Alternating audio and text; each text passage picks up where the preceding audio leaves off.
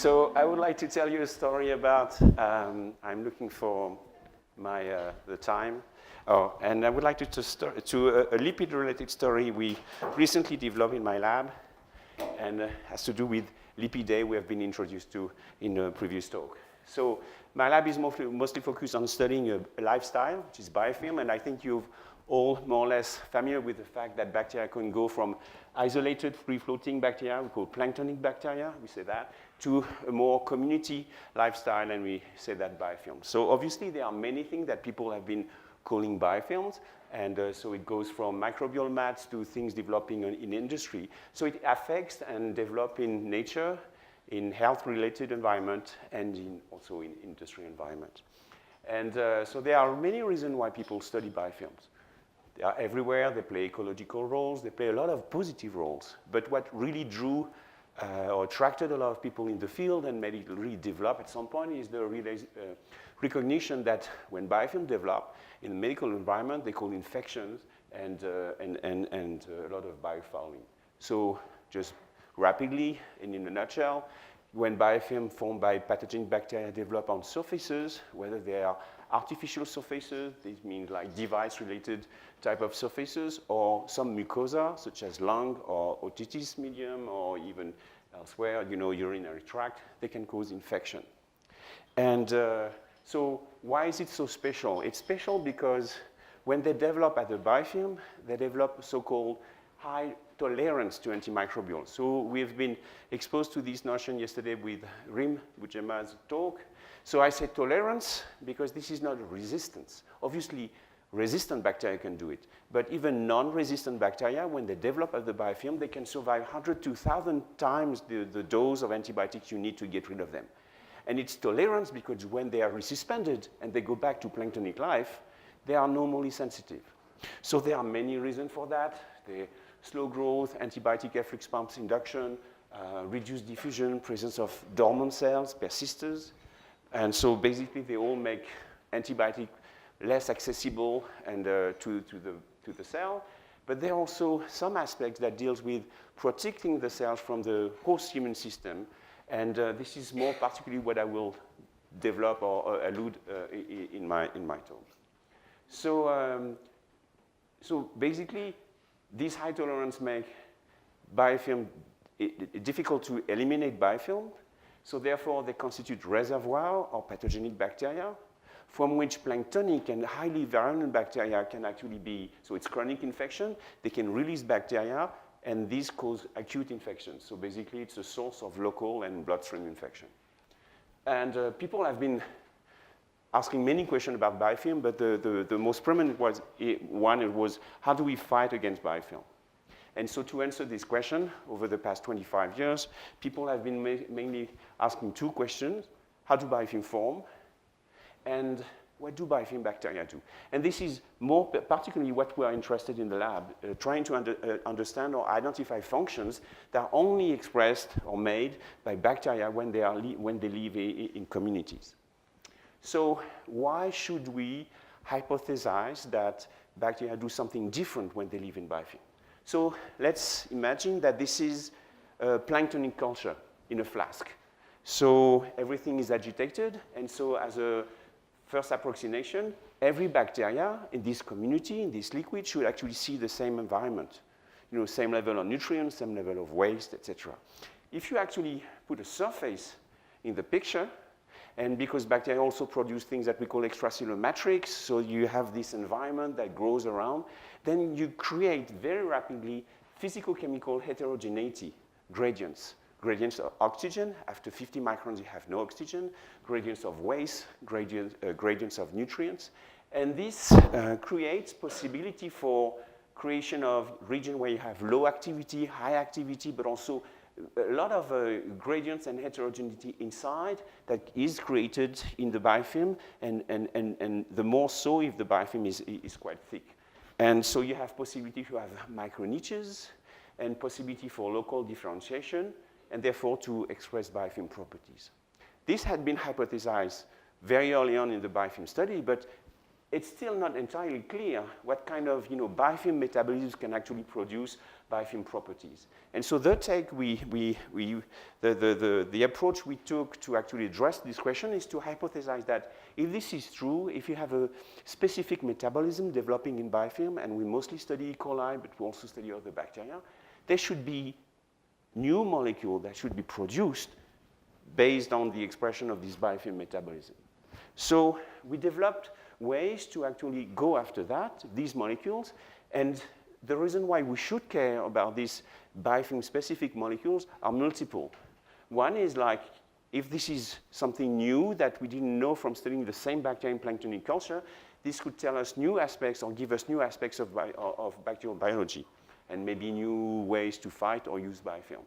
But also there is a dear need for biofilm biomarkers that could help to take better medical decisions.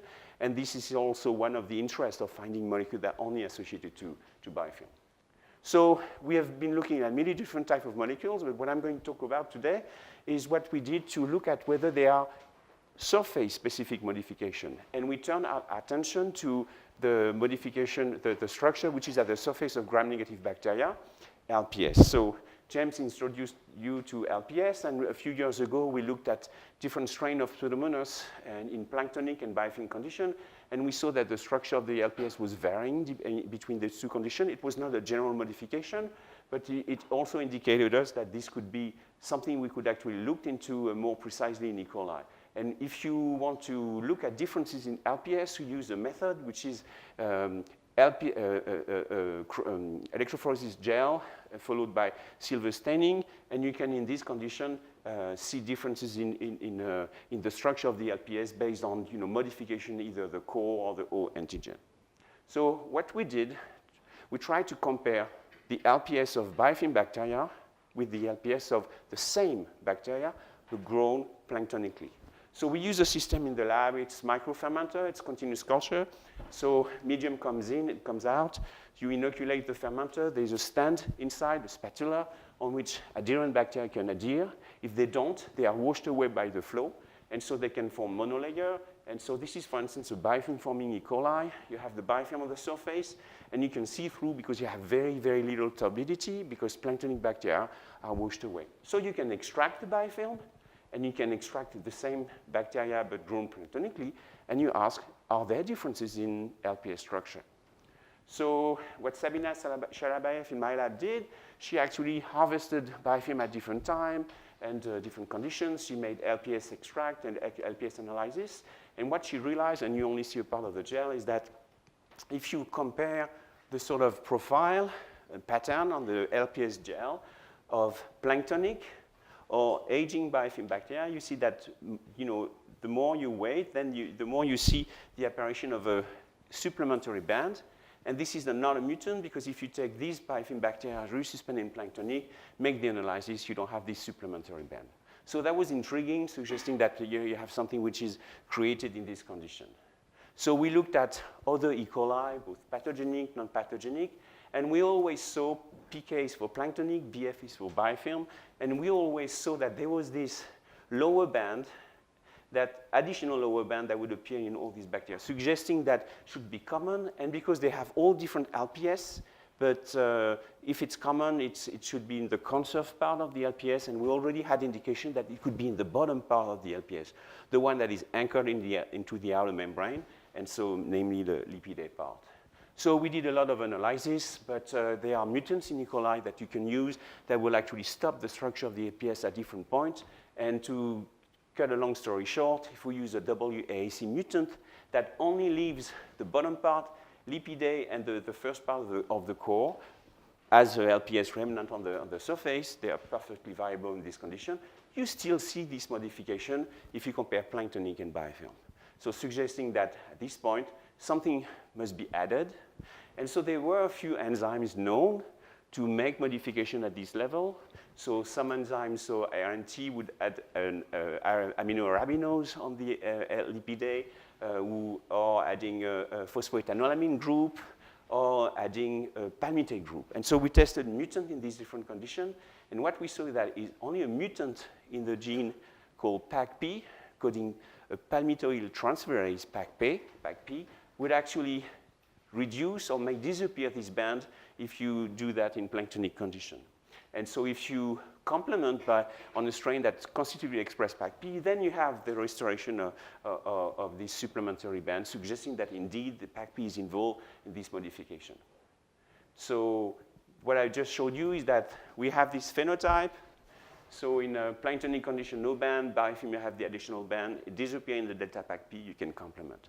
So what we did, we use mass spec, try to confirm that indeed we have addition of a palmitic group of the lipid A. So this is comparison of wild type and planktonic wild type and BIOFILM wild type. And you do see, apparition of this extra peak. And then you can also do the control, delta PACP, and the different PACP. So suggesting that indeed we have a situation where when you look at BIOFILM bacteria, and so I showed you E. coli, but you will see that when you look at BIOFILM bacteria, it's the next slide, you have this addition of a palmitate group on lipid A, so going from a hexa molecule to a hepta molecule where you have like a 7 fatty acid chain, including this palmitate. So is it only restricted to E. coli? So we did the similar analysis on many different gram-negative bacteria, and each time we looked, we have an increase in the level of palmitoylated lipid A in the gram-negative bacteria that we tested, suggesting that we have a general BIOFILM phenotype here. So at this point, we were very intrigued. We wanted to know what was the mechanism. So I'm going to tell you about what we know about the pathway that leads to this BIOFILM-associated lipid A palmitoylation. And I will also tell you a few things about the signal and also the function. So this is where Magda came into the story, because in the course of the experiment, she had to look into what was going on. So some of you know Magda because she came at the previous reunion of this consortium. And Magda doesn't take anything for granted. And we thought that we had a nice induction in BIOFILM. And she said, this is not exactly that.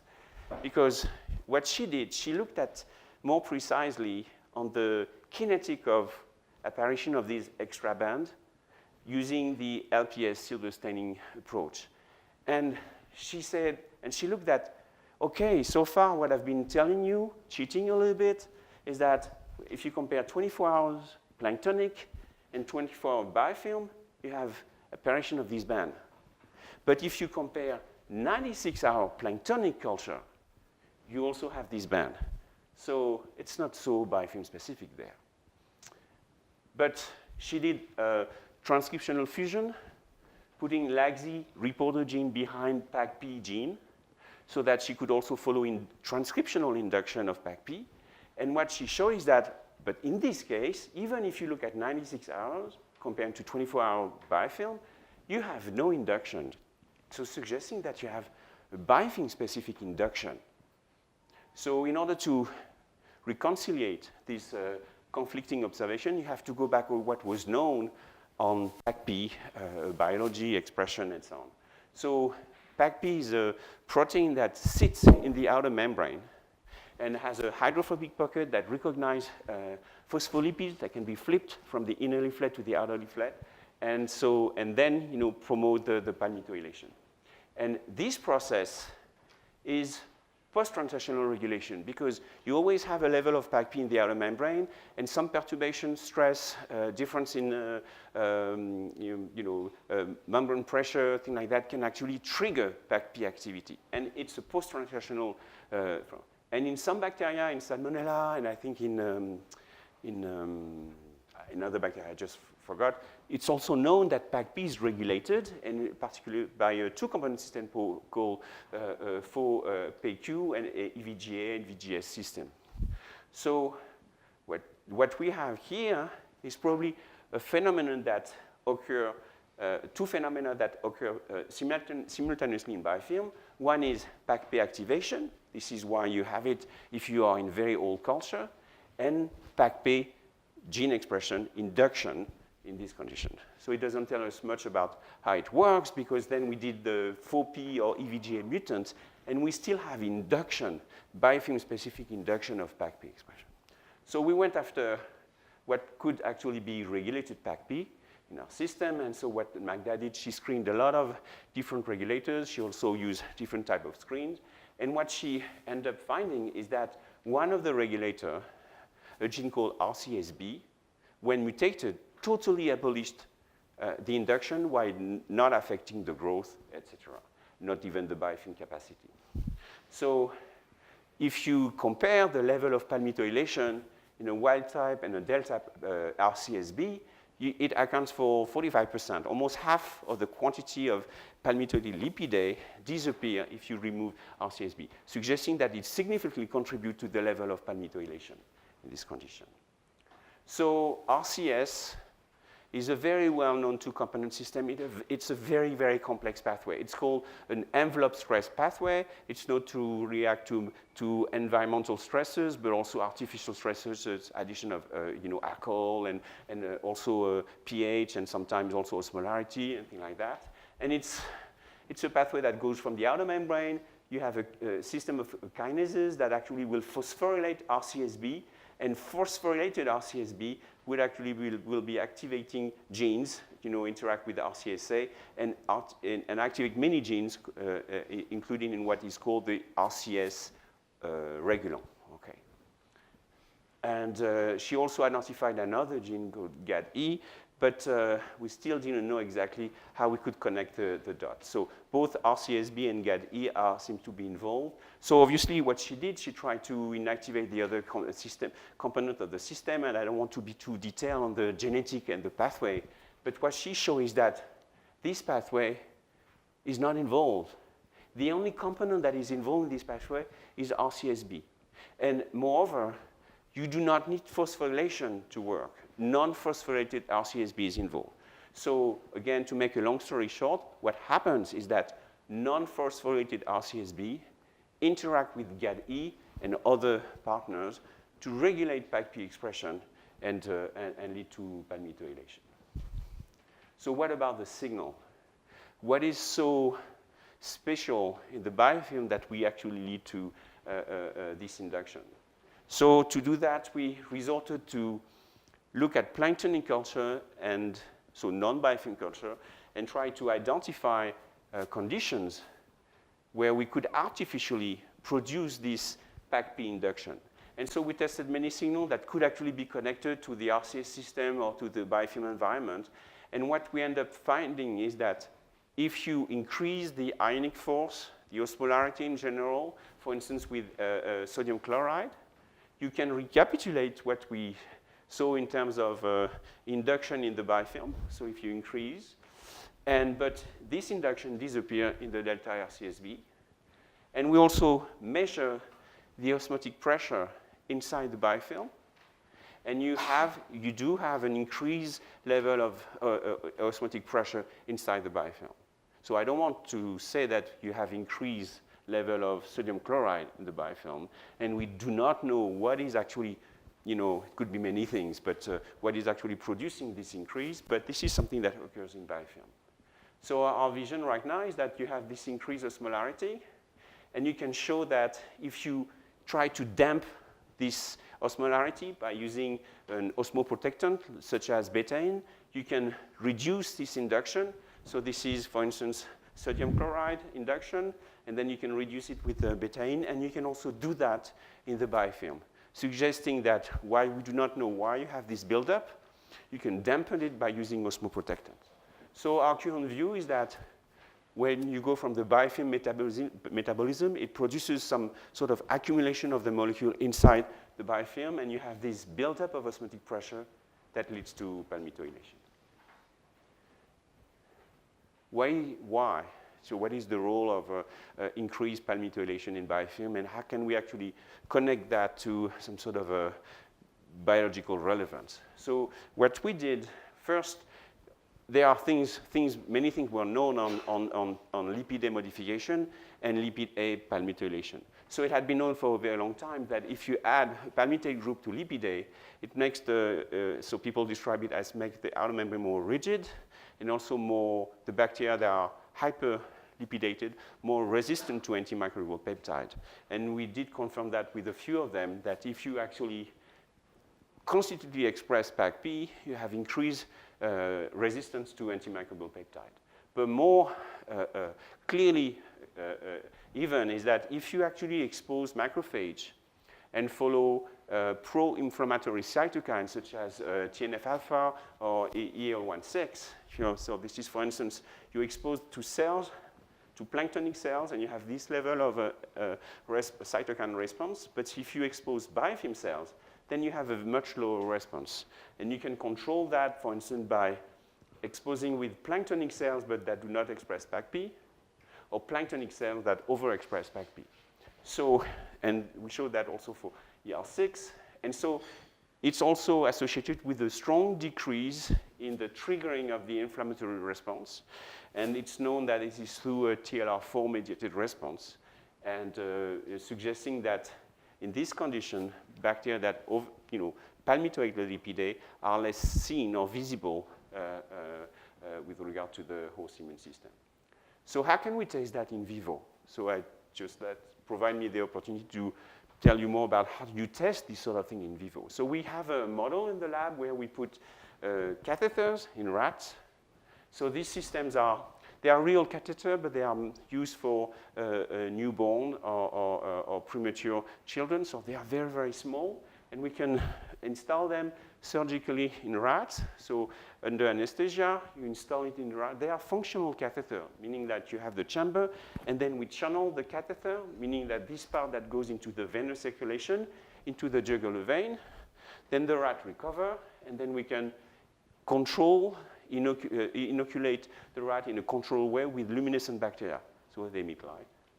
And so you can follow the development of the chronic infection over time by periodically anesthetize the rat for a few minutes, put them into a highly sensitive camera that counts and measures photons, so IVIS system. And so this is a very classical way to follow infection. It's used in many models. But in this case, what you see is the development of the infection and then controlled by the immune system, and we can keep the rat for a very long time. So this system is, you can recover the chamber, so you can image, and this is like staph biofilm, for instance, and you can also quantify, count bacteria, CFUs, and you can do certain things, and in particular study in vivo biofilm formation.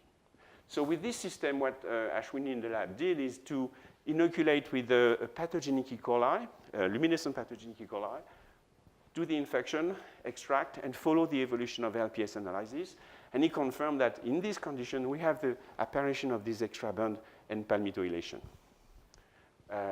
From that, we try to see whether having or not the possibility to palmitoylate the lipidae would impact the course of the infection in this model. So what we saw is that first, and we had information in vitro before, obviously we tested that, but it's clear that whether or not we inoculate with the wild-type strain, it's an E. coli, it's pathogenic E. coli, or an E. coli strain that do not have PAC-P, or a strain that constitutively express PAC-P, you have no impact on initial adhesion number of bacteria at the initial stage. So not being able to palmitolate or palmitoylating does not impact let's say the ability to form biofilm. But if you follow the signal, you have a significant reduction of the biofilm signal as a measure of the luminescence of the bacteria, which, by the way, had been engineered in such a way that it doesn't vary with the stage, exponential stationary phase and so on. So then we counted the bacteria, and we see a significant decrease in survival in vivo, suggesting that in this model, being able to palmitoylate increase the ability of the bacteria to survive to the immune system. So I'm almost done. What I try to show you today is that by looking at modification inside the biofilm, we showed that increased osmotic pressure could actually lead to a phenomenon that is not easily seen in planktonic culture. If you actually had something like a fermenter system where you reach optical density 50, I assume, and we showed that for other molecules, that you could recreate this condition. But in nature, where can you actually have such a high cell density, such a high density of bacteria, where you could have this buildup in osmotic pressure than in biofilm condition? So this leads to production of palmitoylipid bacteria that we propose contribute to the tolerance of this environment, or these biofilm bacteria, to the human system.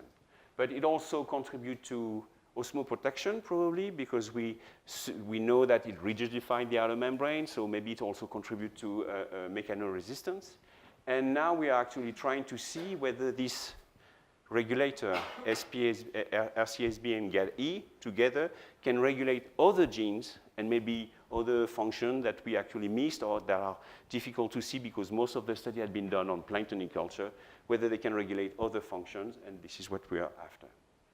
So I told you also that being able to characterize biofilm-specific molecules could also lead to development of biomarkers. So what we have been trying to do is to see whether this molecule could be a good biofilm biomarker. And in this chamber, they are quite often contaminated because they are used to inject fluids in a regular way.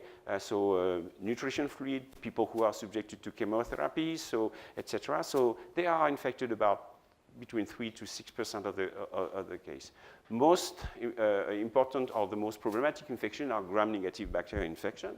So what we have been doing is we have been collecting clinical samples because you can collect what's inside the chamber without adding any additional manipulation, because they do that between each utilization of the chamber. And so we've been trying to see whether we can detect palmitoylated lipidae, and it only takes a little tweak of the mass spec apparatus that are in use in the hospital. So this is feasible. We can detect palmitoylated lipidae, and hopefully at some point, maybe if we pass the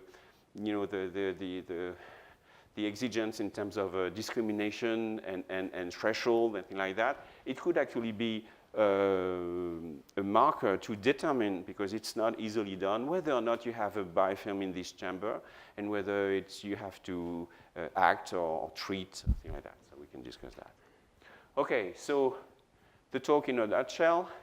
Beyond what you could have listened or heard about a biofilm study where people look at how bacteria adhere, so the tolerance or the dispersion, I try to show you that the biofilm metabolism could actually be leading to specific properties. So I showed that in most of the case, this case and other case, this biofilm metabolism corresponds to an adaptation to the biofilm lifestyle.